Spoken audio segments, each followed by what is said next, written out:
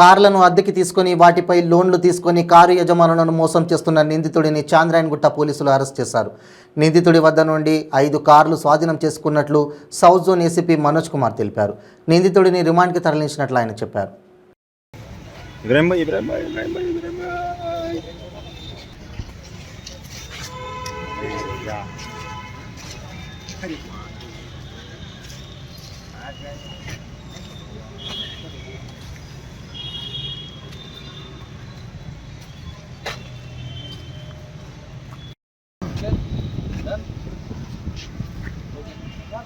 चल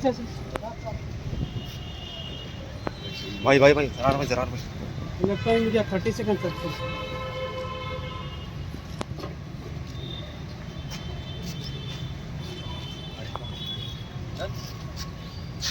thank you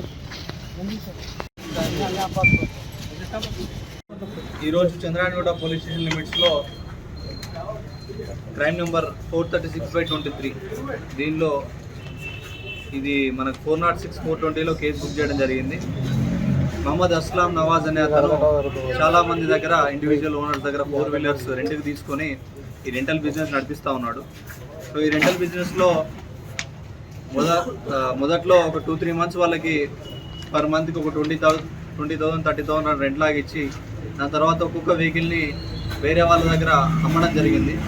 so అలా దాదాపు ఒక 8 వెహికల్స్ని డిఫరెంట్ వ్యక్తులందరికీ కూడా అమ్మడం జరిగింది. కొన్ని vehicles out of the state కూడా అమ్మడం జరిగింది.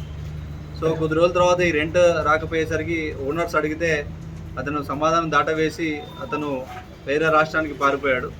సో మా కంప్లైంట్ వచ్చిన తర్వాత కేసు రిజిస్టర్ చేసి దాదాపు 8 వెహికల్స్ మహారాష్ట్ర నుండి, ఆంధ్రప్రదేశ్ నుండి, అలాగే తెలంగాణలో వివిధ జిల్లాల నుండి కూడా ఏవైతే ఈ వెహికల్స్ని దొంగతనంగా అమ్మాడో ఈ వెహికల్స్ అన్నింటినీ కూడా రికవర్ చేయడం జరిగింది.